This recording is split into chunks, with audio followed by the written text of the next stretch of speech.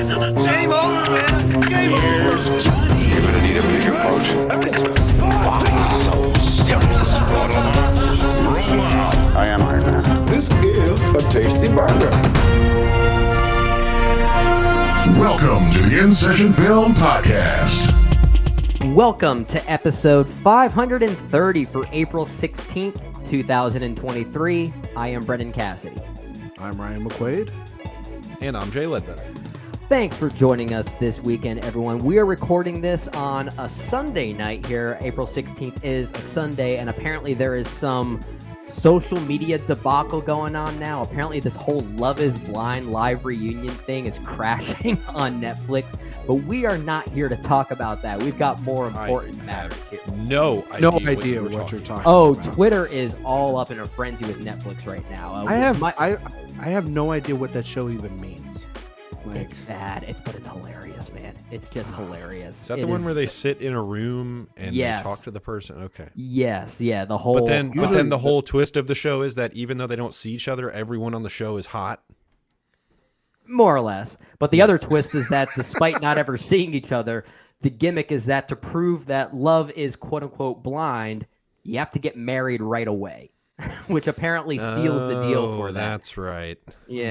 Yeah, but... What an interesting concept. Only streaming on Netflix. Yeah, live streaming on Netflix. Apparently their first ever live stream attempt, and it has crashed and burned. I think they're still like an hour late or something like that as we're recording. Who would have thought this. that would be a disaster? I know. No idea. Who would have guessed? But we are not talking about that. I mean, honestly, if we wanted to spend some time talking about something that could potentially go viral, I would like to spend more time talking about Jay's lovely baby video that he sent us. Apparently his son Jet discovered his laughing phase now, and it is one of the cutest things ever.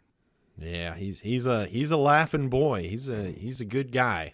And he is. Yeah, I took a video of him when he was in an especially laughy mood a couple days ago, and it's fun. JD responded and said, there's nothing better than the laughing phase of a baby, and he's pretty much right. He's pretty much right. So it really is cute. I'm glad you enjoyed it. Definitely live it up. Yeah, it was absolutely adorable. I'm submitting it for best short film at the Oscars. Please do. I think you have a good chance of winning there.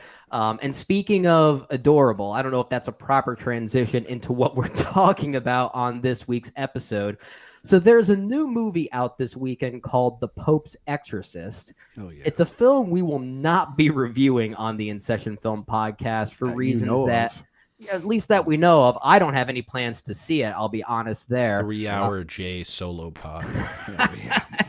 Why do I think if you went for 3 hours for that movie, I wouldn't be surprised? I feel like there honestly be our most downloaded thing that we've ever done. It might be, honestly, that you say it like that. But that film does star one Russell Crowe, who is adorable, if I do say so myself. But it did remind all of us just how wild his filmography has been, and we decided to use that as inspiration for this weekend's episode, talking about Russell Crowe, his varied career, how varied it's been over the course of, I mean, since the mid '90s. When you think about it, even before that, he's been acting for quite a while at this point. And we'll discuss even some of our favorite films that he's been in, maybe even some of our favorite performances of his as we round out that conversation there. So I'm looking forward to getting into some Russell Crowe there. We will also do a little bit of Q&A following that. Apparently, there is this big news that Warner Brothers and HBO, they're apparently launching some new platform called Max. I don't know if you guys have ever heard of this, but there's some things to talk about. It's a brilliant name. We'll talk about the marketing there for sure. But that will be the basis of our Q&A as we get into the back half of the show. And of course, we'll round out this show with our poll where we asked all of you, what is the best Dracula-themed movie? Of course, that is inspired by the new film Renfield, a film that we will be reviewing on the InSession Film Podcast. It'll be myself and Ryan McQuaid over here. That should release roughly around the same time as this episode, but be on the lookout for that. All right, gentlemen, let's get into some Russell Crowe action here. And I think the timing here worked out pretty nicely. I mentioned that we're recording this on April 16th, which is only a few days removed from Russell Crowe's birthday. He actually celebrated his 59th birthday 9 days ago as we're recording this. So there's a bit of a nice coincidence there, which I think really worked out in its favor. Obviously, the actor was born in Wellington, New Zealand. He spent most of his childhood in Australia, I think moving there when he was 4 years old. And he is an Oscar-winning actor. He has been nominated 3 times, all in consecutive years, which is pretty darn impressive. He was nominated for Michael Mann's The Insider, which came out in 1999. Then, of course, Ridley Scott's Gladiator in the year 2000, which he won an Academy Award for. And then, of course, A Beautiful Mind, following that, the Ron Howard film there, which also won Best Picture in the year 2002. So let's talk about Russell Crowe. Jay, this was actually your topic, this suggestion of yours here to look at his illustrious career. So why don't you kick this conversation off and really open it up by saying why you wanted to talk about him in the first place?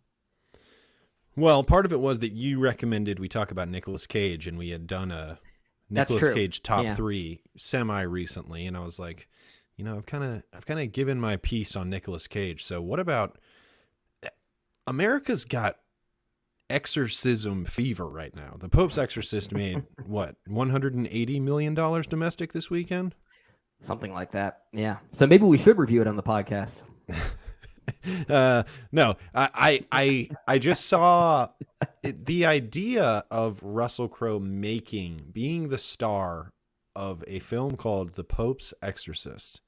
When you put yourself in the shoes of a person living in whatever, 2000, 2002, whatever year you want to say, early 2000s, is mind-boggling. It just does not seem possible. In my memory, whether this is accurate or not, and it might just be because Gladiator was one of the first R-rated movies that I saw, and I was like, whoa, look at this. It's like a grown-up movie. Look, this guy, he's incredible. For about 5 years, from the late 90s into the early 2000s, in my memory, it is cemented that Russell Crowe was the biggest movie star in the world. I don't know if that is accurate, but that is how my nostalgic brain remembers the early 2000s. And when you look at where his career went afterwards, we'll talk about it. I have a thesis. I have 5 eras of the Russell Crowe career that we can walk through. All right. You'll be leading this conversation then.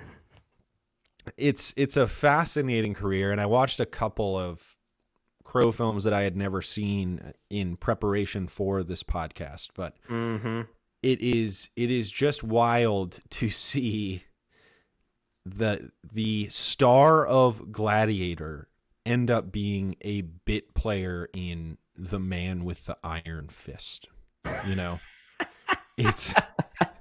It's a very weird arc, and I wanted to talk about it because his career is as weird as Nicolas Cage's in many ways. And we talk about how weird Nicolas Cage's career is all the time. Russell Crowe isn't quite doing the direct-to-video stuff, but he's doing one step above that. He's doing The Pope's Exorcist. He's doing Unhinged. I was just going to say, Unhinged. I mean, that is a Jay Ledbetter special right there. We joke about that all the time. Look, you're talking to the number one Unhinged fan in America. I am unhinged for Unhinged. And Crowe is great in that movie. So we'll definitely get to that era, but I've done a deep dive on him. I've done the prep here. I think we have a lot to talk about with old Russell here from beginning to end. A fascinating career, and honestly, just a great actor, a huge megastar.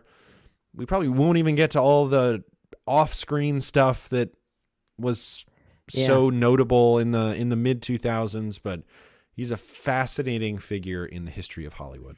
He absolutely is. I'm sure you agree with that, Ryan. In fact, I believe you're the youngest of us here on this podcast here. So, correct me, was a movie like Gladiator sort of a formative film for you as well? Kind of in the same way that Jay is talking about, because I think many of us saw that as one of our first ever experiences into R-rated territory, that this is something that our parents are allowing us to stomach because it was such a huge hit.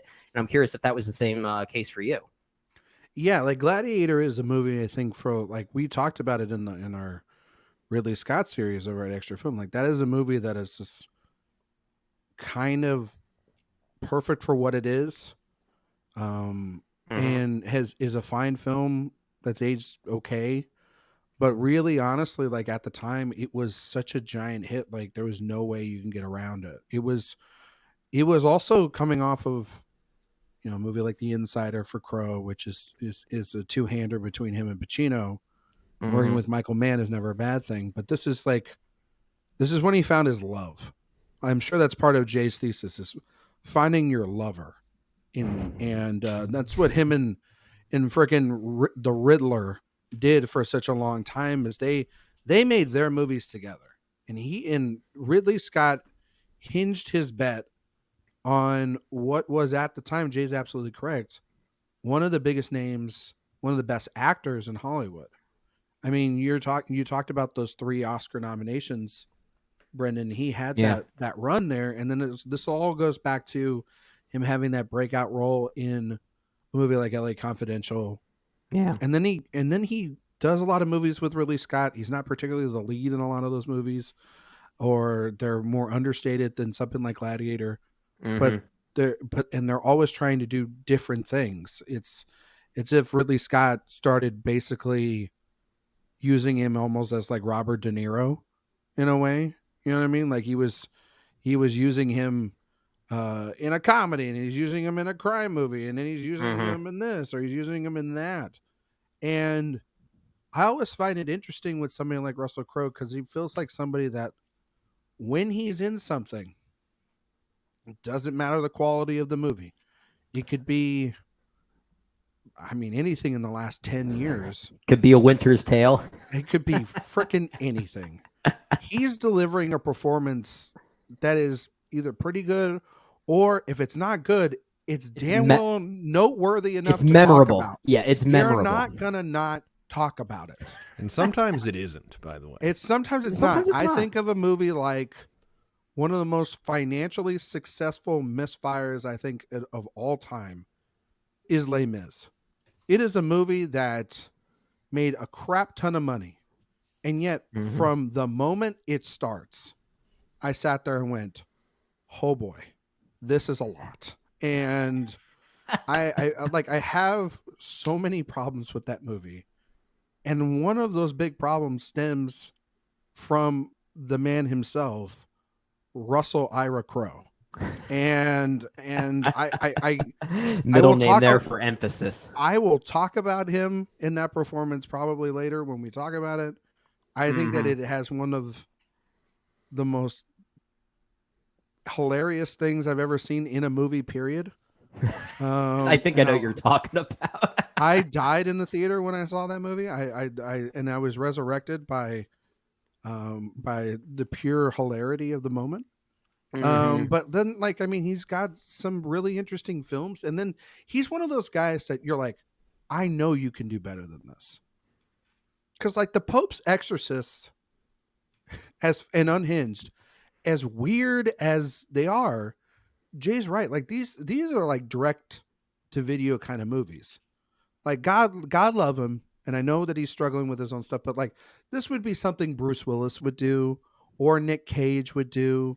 Movies Again, that it is half step above that. But it gets that half step, I think, still they're getting because theatrical releases. They're getting theatrical releases because distributors still see Crowe as a bankable above the title name enough to at least get this trash and at least in like 500 to 1,000 screens. You know what I mean? So I think it's so weird and he's so fascinating. And I still don't think that I still think he's got a lot in the tank. I don't think he's done by any stretch of the imagination. And I think that there's going to be a role that he does. Maybe it's not in the next 4 years or something, but in like the next 10 years. And I think you mentioned those 3 Oscar nominations and 1 win. Yeah. He could very much have like a comeback story because of the fact that he has the potential to deliver great performances if somebody gives him a chance, because I mean, we'll talk about probably a movie that came out about 5 or 6 years ago that Jay and I will agree is an all-time performance from him. It absolutely slaps. And so I know that it's in there. I know you're in there, Russell. Yeah, I know you're in there. I know you were in a car and you're on a Vespa now for the Pope. But I know the Academy Award winning actor that I fell in love with is inside there. Yeah, it makes me wonder, is his reputation the thing that still gives him that bankability? Because not many actors can say they have 3 consecutive Oscar nominations 3 years in a row, and not just for any acting category. Correct me if I'm wrong. They're all for lead, if I'm not They're all mistaken. lead actors. Yeah, and you even think about the other films that he's been in, not just working with one Ridley Scott, and many of the Ridley Scott films that he has been in have been rather decent hits despite, their respective budgets. A movie like American Gangster was a modest hit considering its budget. Also that same year in a film like 3:10 to Yuma, which I think some people still talk about nowadays. But you even look back before his 3-run Oscar nominations, Ryan, I think it was you that mentioned LA Confidential, which in many ways was kind of his breakout role. I feel like a lot of people are now starting to remember, maybe not now, but over the past few years, starting to remember that he also worked with Sam Raimi, even a few years before that, with the Western, The Quick and the Dead, which I feel like that film's getting a slight resurgence nowadays, given just Sam Raimi's own reputation. And that's a pretty interesting movie. It's kind of a sports Western of sorts, but there are a lot of Sam Raimi isms that really make it noteworthy and interesting.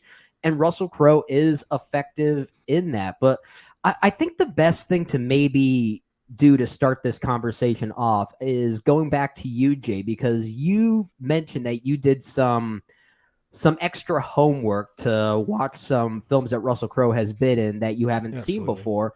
And some of those are very obscure. I think I saw on your Letterboxd page that you watched a film called, what the hell? I'm blanking on the name. Virtuosity? Virtuosity, of course. From 1995. Featuring 2 of the biggest movie stars of all time. Denzel and Russell Crowe in a movie together. Interestingly, they'd also be together in American Gangster 12 years later. So how good movie is that? Good movie. But Jay, why don't you talk about some of the obscure ones that you caught up with that you know about that sort of makes Crowe's career all the more interesting? Yeah, so I guess this will kind of launch us into the first 2 eras of Russell Crowe's career, which I am calling the Aussie ramp up, and the second phase is the proof of concept, the Hollywood proof of concept. So I watched 2 Russell Crowe films in the last couple days that I had not seen before. The first one is kind of what put him on the map as far as the eyes of Hollywood are concerned, and that is an Australian film called Romper Stomper. And this is a film, I don't know if either of y'all have seen this movie. This is the one that brought him to the attention of Hollywood. He plays a neo-Nazi in this movie, and the film is wholly unremarkable. I think it's provocative without really having a point of view in general. But you do watch it and you're like, let's deal with this guy. This guy's kind of intense. What's going on with him? He's got real presence in a movie that leaves really no mark other than that. You totally understand why some people were like, let's give this guy a whirl. This is wild. And it's interesting to me that I kind of spoke about my childhood memories of the Russell Crowe experience and what I thought of him. I thought of him as like an actor's actor, kind of this classical dramatic actor. Yeah. But then you see some of his earlier stuff, and you definitely see his stuff now. The man can play to the back row. The man can be huge. He can be just everything that you see on the screen, both, from an acting perspective and these days in a physical perspective, if you know what I'm saying. He's a big guy. You're a big guy. But he does rompa stompa. And then he kind of does a few other things, whatever. And his first, I think, big stab at Hollywood is The Quick and the Dead, which you mentioned. Yeah. That movie's really good. Yeah. And he is That movie really good in it. And it's not one of those big performances. He is. Yeah. He's kind of doing the Clint Eastwood in Unforgiven thing in that movie. He's the ex-hitman having a crisis of faith in the middle of this very energetic Sam Raimi sport. It is kind of a sports movie. Yeah. It's all about brackets and matchups and all sorts of very contemporary ideas set against this Western backdrop. It's hard to say that some movies are really one of a kind. That movie kind of is one of a kind. It is the frenetic filmmaking of Sam Raimi as opposed to the kind of classical aesthetics and style that we're used to from Westerns. Those clash in such a wonderful way in that movie. I really, really like that movie. And I actually think that's one of his better performances in that movie. He grounds that film as much as any other character in it. And I think without him, that movie is not nearly as successful as it ends up being. But that movie's not really a hit. It doesn't really go anywhere. The movie's great, by the way, Jay. And it has one of my favorite scenes ever where it has Hackman, Crowe, and Leonardo DiCaprio all in it at the same time.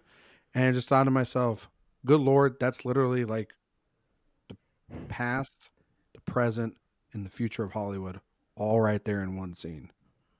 And every time I go back to that time capsule scene, that is a time capsule in the middle of this pulpy, weird, Leone sort of inspired Western. Yeah. And it's not a hit, but it's one of those like that Hollywood kind of had the same thing with like Raimi, where they were like, we know this guy's got something in him that's going to break all the doors open and it's going to make us a ton of money. We just got to keep investing in him and we'll figure it out. And that's kind of where Crowe is kind of right at this point too. Yeah. And then he makes Virtuosity, which was this attempt to be like, okay, you're going head to head with Denzel. We got Denzel coming off his Oscar. We're going to make him the next great movie star. And we're putting you head to head against him. So we're banking on you big time in this one. And this is another one where he is going big. He plays a computer program brought to life. He is a computer program that is the amalgamation of like 100 different serial killers all in one. I just looked up his character name. It is is it Sid 6.7 or Sid something? Yeah, 6.7. He's some sort of version of a serial killer software who is brought to life. And this literally sounds like the greatest movie ever made. How have I not seen this? Yeah, how did I just find out about this? Yeah, it is. It's a lot better on paper than it is in practice. All right, but fair. I did enjoy watching it. It is Denzel is actually not that interesting in it. It's possible for that to be the case, apparently, which I didn't think so before. But it's really a turning point between kind of the 80s tech noir kind of vibe. It's very indebted to Escape from New York and The Terminator, especially. Russell Crowe is really doing a Terminator thing in this movie, but it's a lot more vocal than that, a lot more arrogant, even a lot bigger again. And the movie is poorly directed, I would say, but Crowe is really what kind of elevates it. And it's a very fun watch. If you come out of it and say, whoa, that was amazing because of how bizarre it is, I get it. If you say, whoa, that was awful because of the actual filmmaking, that's an acceptable opinion as well. It is a fascinating movie. I do recommend everybody go and check it out. But again, that one wasn't a hit, and it's kind of like, oh, Crowe, does he have the goods here? I don't know. And then, of course, the one that really breaks him through, which I'm sure we'll talk about a lot, LA Confidential, one of my 20 favorite movies of all time. I freaking love. Oh wow, it's that high for you? Okay. Was it on my 20? It might not have been on my official 20. That's why I'm a little surprised. I don't think I remember hearing it during our. If it wasn't in that 20, then it's right outside of it. Okay. I absolutely love that movie. I'm actually overdue for a rewatch of it. But Same. he in Yeah, that it's been a film while. is going more to his understated, the understated part of his career, and he's so good in that. Again, he's the center of that movie. In that movie, that movie can be very big, but again, he is kind of the center of it. I would say probably with Basinger, and he's wonderful in that. And from then on, it is full steam ahead. We've got a new star on our hands. So that's Yeah. kind of the beginning of his career. They're crowing. Interesting, They're not crowing. always successful, but you see them trying. They're like, we know he's the next guy. Let's go. We can do it. We hit Yeah. a bump here. This movie wasn't financially successful, but man, does he really hit in it. And then boom, the breakthrough. Yeah. You know, I want to give some quick thoughts here before I let you jump in with anything, Ryan. I'm looking at Russell Crowe's filmography here for the 90s, and admittedly, there are a lot of blind spots that I have here, not just with movies like Virtuosity, but some of these other, I guess these could be argued as forgotten films in some ways. I mean, I haven't seen Rough Magic, No Way Back, The Sum of Us. So a lot of these movies I'm admittedly blind to, but I do at least want to mention something regarding LA Confidential, which is a film I also really like.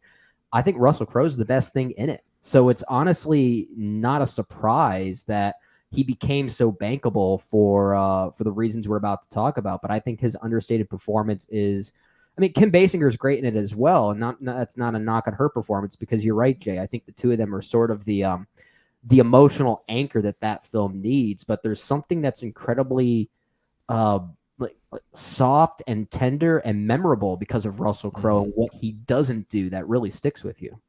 Yeah, I think what the best thing about LA Confidential, which was my favorite film of 1997, and Okay. as much as I have come around to appreciate what Big Jim did with Titanic, I would still give Best Picture to LA Confidential because it's kind of like a miracle of a little movie. It's obviously like very much an homage to movies of the past and everything, but it's got this great ensemble cast made up of big names of the time, you know, and big character actors and all these people. But at the center of this movie are these two stars that Hollywood are really trying to make into something bigger than what they are at the time. I mean, like Guy Pearce is a really fascinating piece of like the puzzle here too. And he is the yin to his yang in this movie.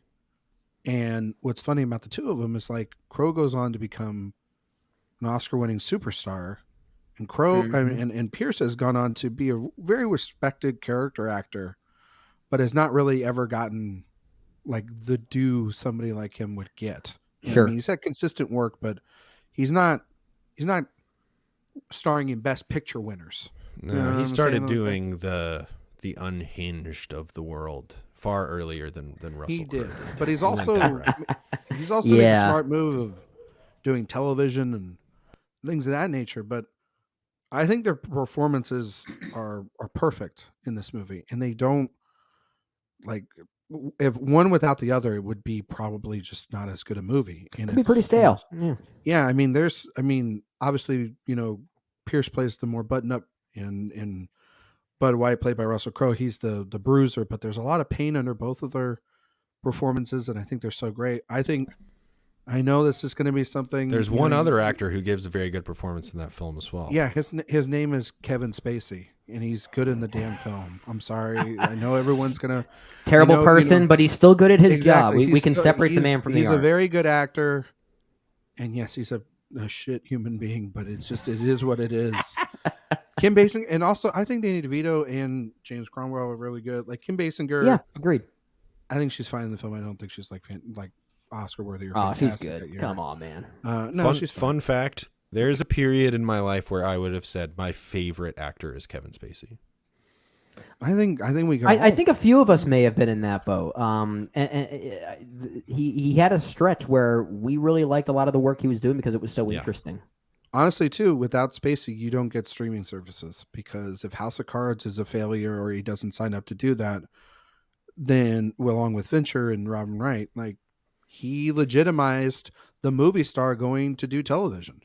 at that kind of a scale. Yeah. Otherwise, yeah. it was Also, who knows if YouTube is as successful without the Let Me Be Frank videos. Oh my God! All right, there we go. Yeah. I mean, we all know YouTube was designed for them. That's what they were put in place for. Those are the scariest things to ever come on the timeline on Twitter or anything around Christmas. Like that's worse than Krampus and the Grinch combined. They're terrifying. Let me be frank. Let me be frank. You know what I mean? It's like, is that just Hey. your accent now? Did you kind of get Austin Butlered? You No, know, it's it's like really weird. You know, It's like it's like he knows we're calling him a terrible person, and he's like proudly agreeing with it. I think is really all he's doing there. It's the most sinister thing, and I'm It's glad that we it's a haven't villain- gotten one. It's a in villainous while. performance. It really That is. being said, a new video just dropped, and no, I'm just kidding. No, let's not get distracted there. Anyway, but Remember no, how Russell big Crowe. a deal House of Cards was? That show It was was a yeah. huge deal. A huge deal. Yeah. But Massive. anyway, Crowe in LA Confidential. I agree with We you. should do a Benny, it's Kevin absolutely fun. Spacey episode. No, stop it. We should not. Although, like, I don't want to cha- hear the thesis of that. to all right? change the subject just a little I know bit. the as we last go- era of his career, and it is called It is called Not Good. Blackballed. But for the sake of not getting too far down this rabbit hole, I'll pitch another rabbit hole idea here. I know we're talking about the varied career of Russell Crowe here, but we're talking about LA Confidential. I feel like a director like Curtis Hanson has potential for a topic like that too, because you look at his filmography, it's strange. Weird one. It really What a is. wild. I mean, obviously, R.I.P. Yeah, absolutely. That's not a knock to say that his career is Couple wild. years It just shows ago- how varied he was. I mean, it's in many ways, it's like he's the best example of how to be a journeyman director, but still, maintain at least some consistent content. Because he's done some good movies, though. I'm To looking be at fair, I this. would say varied, but he's very mixed results, right? I don't think Well- he's made anything even close to as good as LA Confidential. I Yeah, but really he's like made- 8 Mile, and I actually think In Her Shoes is an underrated movie. Yeah. Is it in the same league as something like LA Confidential? That's very debatable, but I think he's made a lot of very good movies that we don't often talk about. I mean, like, you're looking at like this, like he was like an uncredited director on The Silent Partner, which is like a really great cat and mouse thriller with Christopher Plummer and Elliot Gould in the 80s. He's got a run of The Hand That Rocks the Cradle, The River Wild, LA Confidential, Wonder Boys, 8 Mile, which is historically, it's like very relevant, especially for our generation. In Her Shoes. Like, those are very good movies. Like, I mean, Yeah. nothing, I would agree with Jade. Nothing is to the level of LA Confidential, but those are some solid films. It's And a then lot of there's- solid movies. Solid to good to pretty good movies. I think there's at There's a least place one or for two. that filmography. There's at least one or two I'd say are great outside Lot of of- LA Confidential. lot of but hits. most of them are still very, very solid. To your point, And Jay. then you have something like, which I think is a fascinating movie. A movie like Lucky You with Eric Bana, which is like I've never seen that one. that poker movie that like got delayed for so many I haven't goddamn seen it years. either. And Yeah. that movie is really interesting. It's a really interesting. Eric Roth did the screenplay with him. It's supposed to be like this big giant thing. It's got like a brief 5-second Bana. Robert Downey We Jr. love Bana. coming in there. Bana's in there. Barrymore, God. Robert Duvall coming Robert in there. Duvall. Come on. Yeah. All right, And then so Chasing Mavericks. Oh my. oh yeah, God. which was a co-directing job, if I'm not mistaken. Heck I bet yeah. Eric With, Bana and Russell Crowe are buddies. They seem like buddies. I could like see they- that. I feel I could like see they Russell smash Crowe a watching a beer. movie. I could see Russell Crowe watching Munich and saying, "I want to get a beer with that guy." I feel like they could like easily watch a rugby match together. What do you guys think? I could see that. I could see that. Russell Crowe All right. probably watched Chopper and was like, "You're just doing my rumpa stompa thing, mate. Rumpa stumpa. Get out of here! Where'd I'll you get throw that a phone at influence your head." from? All right, let's circle back to Russell Crowe because, I mean, according to your whole thesis outline there, Jay, we have another era to get to with Russell sure do. Crowe. Lot of eras. And I'm assuming that this is going to be in relation to the early to mid to even late 2000s and that run of stardom that we were referring to. He was obviously nominated for 3 Oscars in 3 years in a row: The Insider, Gladiator, and A Beautiful Mind. So let's now transition to the stardom years, or whatever you're dubbing this era. I'm sure you have an appropriate name that you've generated for this. It's Jay, of course he does. I've called it superstardom. Okay. but yes, Well, right along those lines. underwhelming.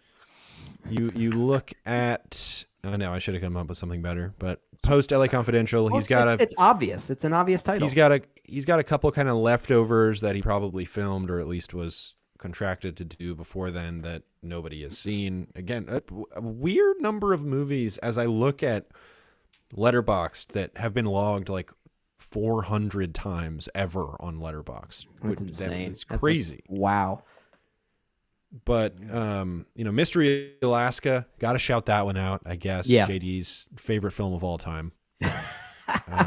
I will give JD a lot of credit for that one, because as far as movies or sports movies that actually have a reverence for their respective sports, I think that one does do it very well for the sport of hockey. It's no Mighty Ducks, but it's okay. Screw the Mighty Ducks. I'm with JD Mighty on Ducks this rule. one. I can't Mighty stand Ducks the Mighty rule. Ducks. Nah, Mighty Ducks Flying good. V for life. Mighty Ducks good. Mighty Duck good. So Mystery Alaska, I would say, is kind of the last one before he really breaks through entirely and just starts being the Russell Crowe that we know of. Because You don't think after that is The Insider, and then Gladiator, and then, like you said, A Beautiful Mind. After that, then you have movies like A Master and Commander, Cinderella Man, and those are all huge Oscar movies with big budgets and big directors. Yeah. With him very much at the center of the movie. Those are Russell Crowe movies. And that is rarefied air to have these big budget movies where the budget, the pitch for the budget is built around your presence as the star of the movie. Yeah. And not all of those movies are entirely successful. I don't think A Beautiful Mind is a particularly good film. I don't think Cinderella Man is a particularly good film. I have a soft spot for those movies. I'll admit it. Cinderella Man is good. I actually kind of like A Beautiful Mind. I don't necessarily love Crowe's performance in it, but I actually think the film has. I think it's primarily because I've always found the figure of John Nash fascinating. So maybe it's my biases sort of clouding my judgment and thinking it's a good film just because I like the historical context that it surrounds. But I mean, is it a Best Picture winner in my eyes? That year. I would not have voted for it. I'll say that. Not with Gosford Park and Fellowship of the Ring sing right there. I'll tell you that. That's a fair point. You know what I mean? Not with Mulholland Drive released in that year. You know what I mean? It's also got a Best Director nominee. Yeah, or that's nomination. why. 2001. Ron Let me look up Howard my frickin' 2001 here. God, Ron Howard winning that Oscar is truly one of the most stupid things the Academy has ever done in their history. It should have went to Spielberg for AI. I mean, no, not with David Lynch sitting right there from Mulholland That's a Drive. pretty good year. Not with I have Peter Jackson. 5 stars that year. That's a good year. I think that's another retrospective that JD and I have to do soon, because I think that's next in line. We just did 2002 in our old format last year, so 2001 is going to be a good. There's a lot of great good movie movies. year. It's How really about is. Spirited Away, Mulholland Drive, Royal Drive. Tenenbaums, Ocean's 11, AI. Hello. Yeah. I need to Holy rewatch cow. AI. But you look at Russell Crowe there. He's got 2 Ron Howards, which at that time it's a huge deal to be the face of a Ron Howard movie. Yeah. Because that means it's a big studio movie with a lot of money. People are in love with Opie at that time. It's really big. Yeah. I mean, literally, A Beautiful was Mind is whistling the his way movie to the he bank. makes. Yeah. It's the movie he makes after he wins his Oscar. Like, it makes total sense why he would want to continue that trend and why Hollywood would be like, yeah, we want more of that, please.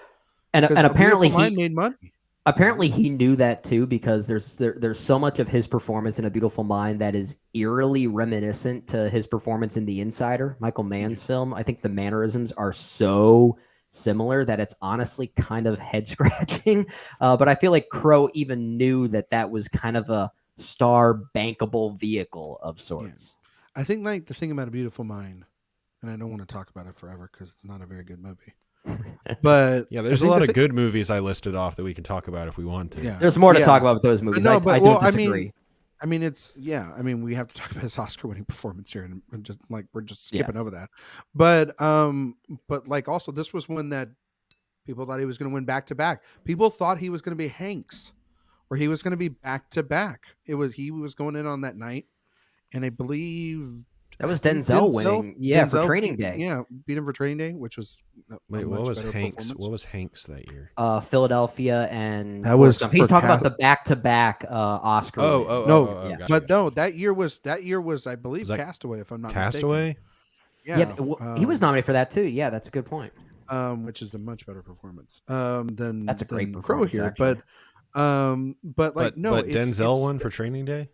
Yeah, which makes sense. Fair. Yeah, it's very fair. But like, no, it's such a weird movie, and it's one that I remember at the time. I think I was younger. I got to see it in a theater, and everybody just was like all over it. They were loving it. I think this is also like a movie too, where like Ron Howard lost for Apollo 13.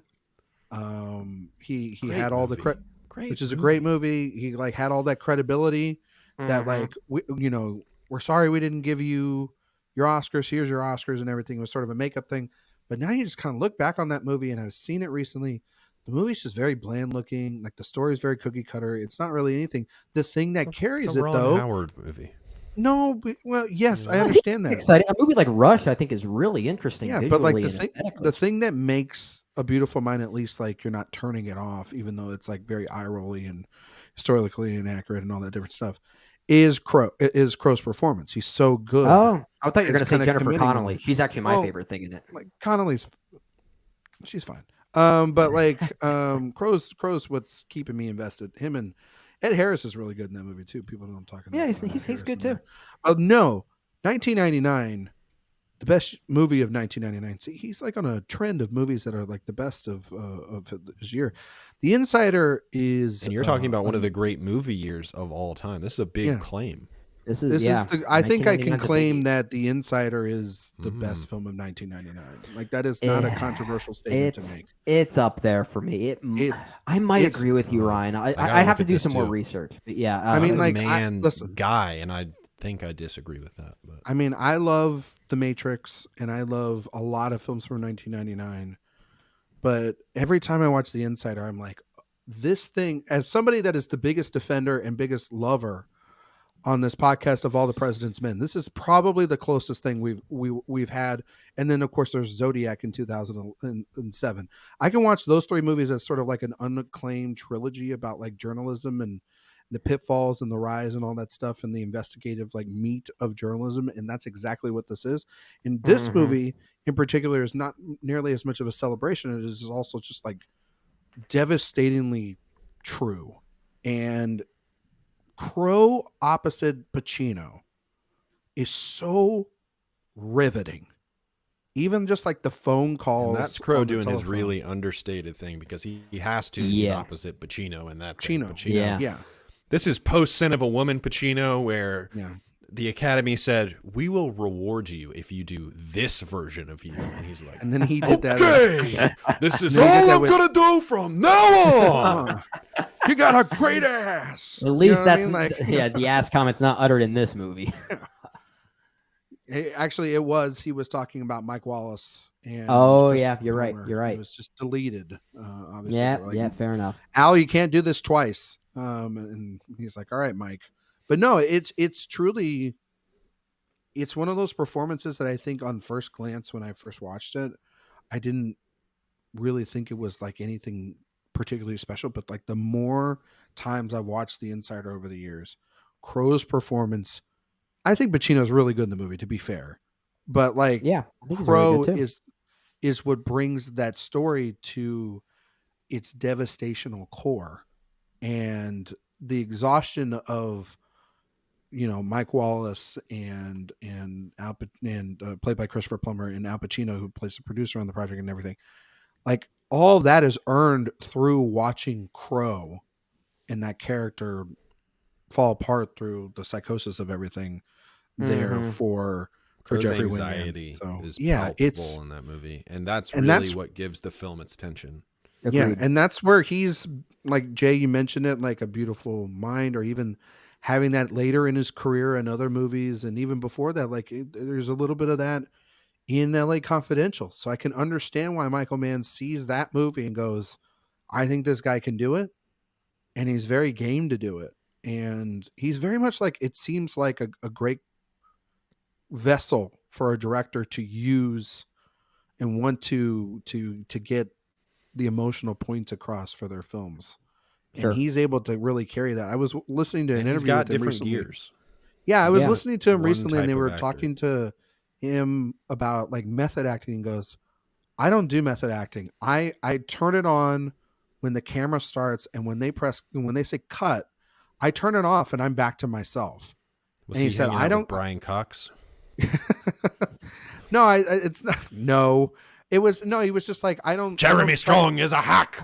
I think he was saying, I can't take it home with me because he is a troubled soul a little bit too. And he's also, it's not just a troubled soul, but he's also been, he also did a lot of terrible things too. And through that has a lot, in his personal life. And so when you take a lot of also these intense characters you're playing on screen and you bring that home, it's, he has a much different outlook when you hear him talking now, as opposed to when he was, when his shit didn't stink era, which is what this is. You know what I mean? Yeah. The Insider, that movie slaps. Yeah. I know we're going to talk about some of our favorite performances that he has ever given, and we're kind of doing that in the middle of this conversation indirectly. So I don't know if I'm jumping the gun by saying this right now, but his performance in The Insider, I do think, is his best work of his career. I think this is, I don't want to say far and away, but it is my favorite performance that he has ever given. I mean, I mentioned this kind of in a joking way a few moments ago, that he recycled this performance for A Beautiful Mind in many ways, because they are eerily similar, at least on the surface. So it shows how strong of a performance that it was. And looking at the year 1999 in general, I was trying to take a look and see what were some of the most well-rated, well-regarded, popular films of that year. Yeah, I think The Insider is my favorite. I think it might be my favorite from that year. I think it really is a strong year, but that one really does stand out for me. But yeah, I think he's great in that film. I think it's a wonderful movie. We have to talk about Gladiator at least for a little bit, because this was his most Oscar. important performance. It really is. So Jay, why don't you start this conversation here? Yeah, so we talked about this movie over on Extra Film in one of our podcast episodes, and my whole thing about this movie is you look past so many of the movie's flaws because of how good Russell Crowe is in this movie. And Gladiator to me is kind of the joining of the two halves of Crowe, where he can be really understated and really emotional, and he can also be really energetic and big and magnetic. You think about the big speeches that he gives in the arenas in this movie, which are, those are the Oscar clips, and they're incredible. Are you not entertained? I mean, that is forever a piece of movie history. If you look at a montage of movie history, that'll probably be on it. Yeah. And that's a big deal. But he also has these real moments of interiority in that film, where what is driving him is this tragedy that has befallen him in the wake of the way that other people view him and the ascension of him inside of the government. And it's just it really is an important modern performance. It is one of, whether you talk about The Insider, and from like a technical, emotional, layered perspective, I think that probably is a better performance. But there is this inherent, indefinable trait of a movie star. Yeah. That Crowe combines with that interiority, that very technical, impressive artisanship. Yeah.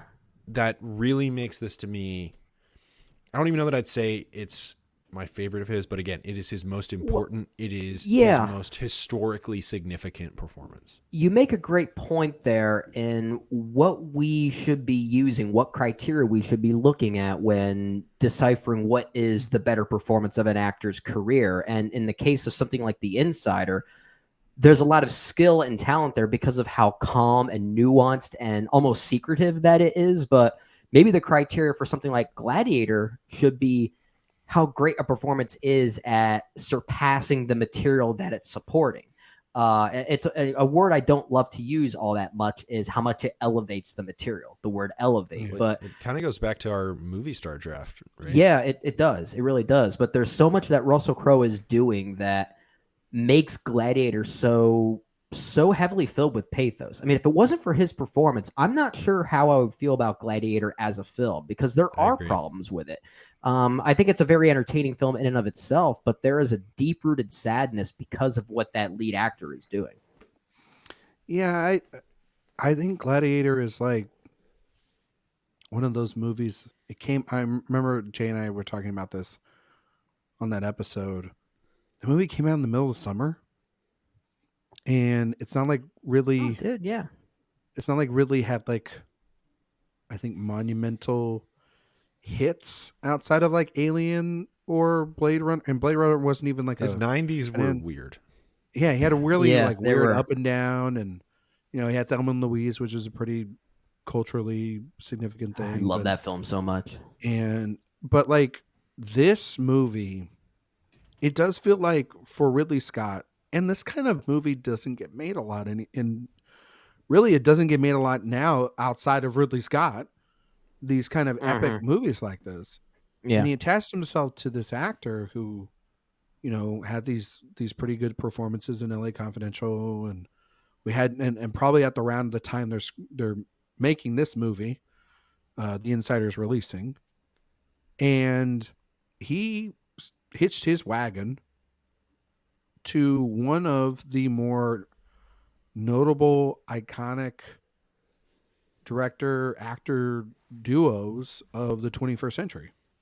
And whether those all their movies they make together, like they 3, made like 4? Ridley and Russell, 5 or 6. Body of Lies, American Gangster, A Good Year, Gladiator, Robin Hood. It's at least 5 right there. Is there anything else we're missing? In a decade or so? Yeah. And so, you know, they were very much tied to the hip, and I still think that they are, because like he's talking to him because they're making that Gladiator sequel right now. He's been talking to Russell Crowe, you know, because I think he's produced on it or something like that. Yeah. That movie's getting made, so Jay can't say that movie's not getting made, because it's getting made. It's already been cast. Has a good cast thus I know far. you are cynical on Heat 2, my friend, but that movie's getting made right now. It looks Ryan, like. do you think Heat 2 is going to get made? I do think Heat 2 is going to get made. I don't. I know. We talked about this. I think it's gonna get made. This is like talk about this last week. This is just regurgitating. This is like Jay a couple years ago. Jay's like, I don't think Dune Part 2 is ever getting made. And then what's coming out this fall? Jay, Dune Part 2. You know, I don't think I said that. I don't remember that conversation. I remember happening. that. I remember it may have been someone else, Ryan. About that. No, I know Jay Ledbetter. Trust me. If anybody I know on this podcast, I know Jay Ledbetter. And he was just like, I don't know. I don't think that movie's going to make a lot of money. I'm really worried about it. Let's get back to Gladiator for a second. I can tell you this movie to me, it works absolutely because of Russell Crowe. Yes. And it's not over the top. It's a sincere performance.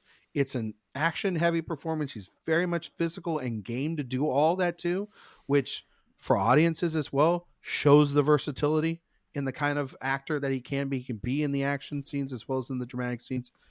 He also, beyond just are you entertained, he has where he takes off the mask at the end of the first Gladiator fight. That scene alone probably won him the Oscar. It's bone chilling. And if you are rooting for anyone in that movie, you're remembering him. And he is technically kind of the titular role. And he is great opposite Joaquin Phoenix. And the way you buy into a villain like that is you buy in through rooting for a hero like Maximus in that movie. And I think the interesting thing about that movie for me still to this day is, yes, it's heavily cliched. And we've seen this stuff dozens of times. And yet I'm riveted every time I watch the movie because of Russell Crowe. Again, Russell Crowe, Jay's right. This is like you're walking up a tier at a certain point, and he's hit this part of his career and he goes, I can do dramatic roles. I can do sort of like these pulpy things. I can now do an action movie star in a blockbuster. And then I'm going to end up in that performance too, win Best Actor. It's such like a weird thing to say that this is a Best Actor win, because it's unlike what usually a Best Actor win is, but that charisma is what carries, I think, it over the top.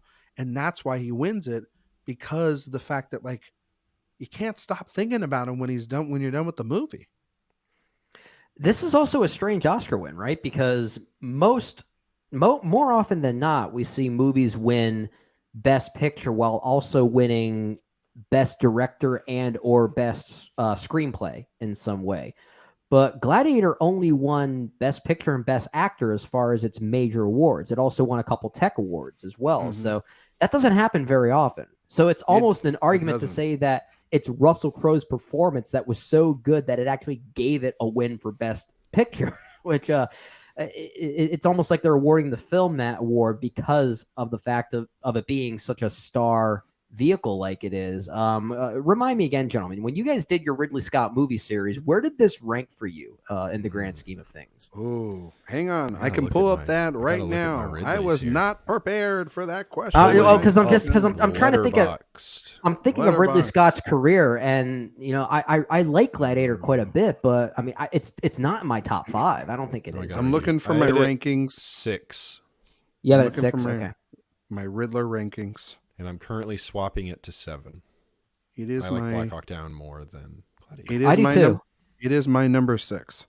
Okay, sounds like we're all in the same camp on it. At least for those that I've seen. I mean, I think all of us at least have Alien and Blade Runner as number 1 and number 2 in some way. And I assume we all have The Counselor at number 4.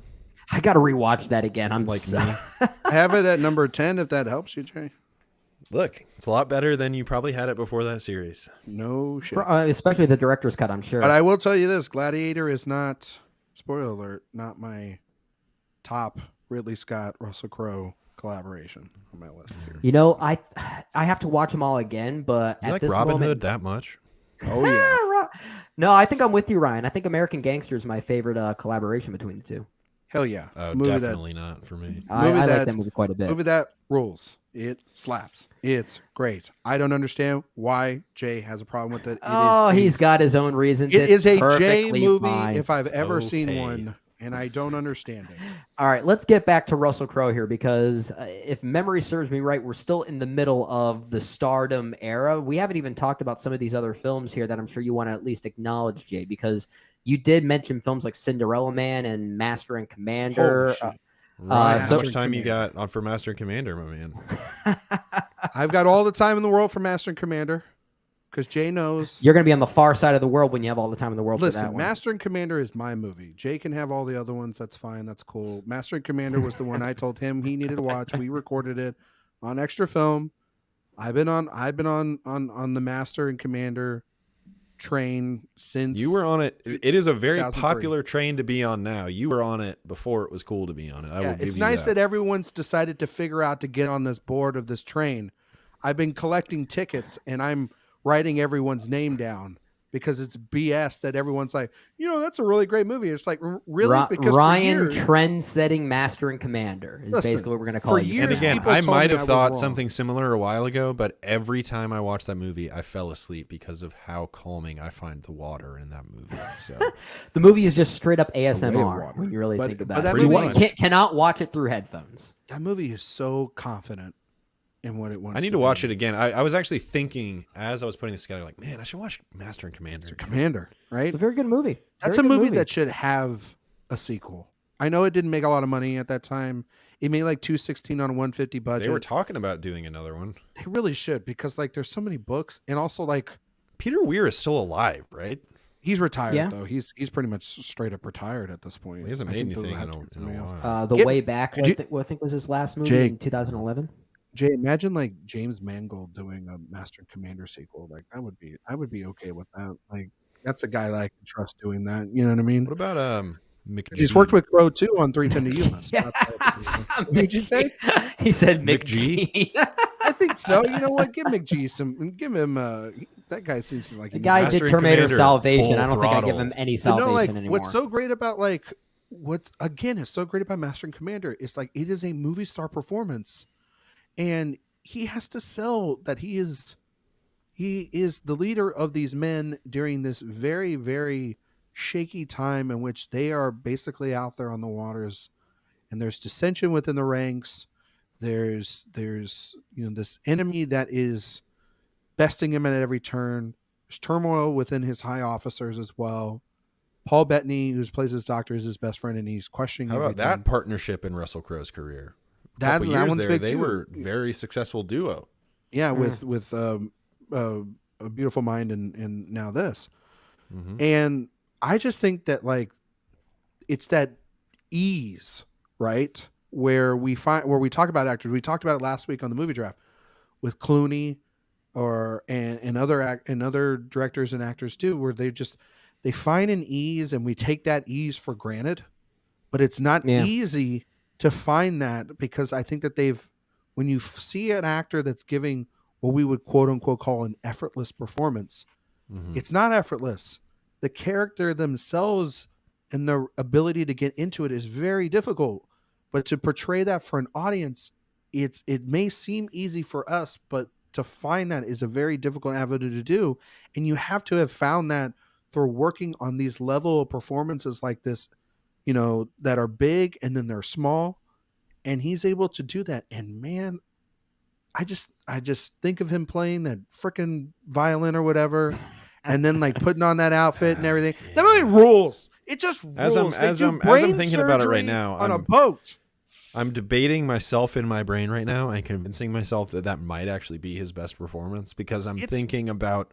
I've been talking about kind of the intersection of movie stardom, that effortlessness that you're talking about, and kind of the more traditional capital A acting that we talk about all the time. Like you think about a Daniel Day-Lewis performance. The thing that is so impressive about so many Daniel Day-Lewis performances is it's like you can see the effort that he is putting into every performance. And with Russell Crowe in this movie, it's like he is hitting every level of emotionality that Daniel Day-Lewis hits, but he's also doing it with that effortlessness that you're talking about, Ryan. So it's like one, I need to watch that movie again. Two, without falling asleep. Yeah, without falling asleep. I need a 4K of that movie. Now I need to do it while standing up in bright light after taking a 5-hour energy. I will say this. It is not the fault of the movie that it makes me fall asleep, because it's like boring or anything. It is the mindset truly that, an ASMR thing. It's literally a soothing movie, just given how it functions sonically. It's a very sonically soothing movie. Very weird to say that a movie where a guy gets his brain scooped out with a metal spoon early on is soothing, but it sonically soothing. Yes. Can I make one plea before we move on, Brendan? Sure. And this is to James Cameron. I want you to go into the executives at Disney, Searchlight, whoever wants to do this. I want you to write Master and Commander on a board. And then I want you to write a $ after Commander and say Master and Commanders. And just give them $200 million to make that movie. There's nothing more sequel important. Written. Yes, there's nothing more important to James Cameron than the sea. And who's the best sea captain I know? Well, it's Captain Jack Aubrey. I mean, it's Russell Crowe. Given the mindset of who James Cameron is, if a sequel is already written, he might not want to do it because it's not his story. I wouldn't be surprised if that were the case. Hurting my dreams. I'm just being a realist, man. That's how I operate. All right, gentlemen, it is almost midnight as we're recording this, and yet I don't know about you, I'm still craving some coffee. Is that a problem? Not for me. I'm getting sleepy. So. Coffee can make me sleepy. How else are you guys going to record a Renfield review? Unless you have a little coffee in your system, you get a little buzz going. That's the thing, yeah.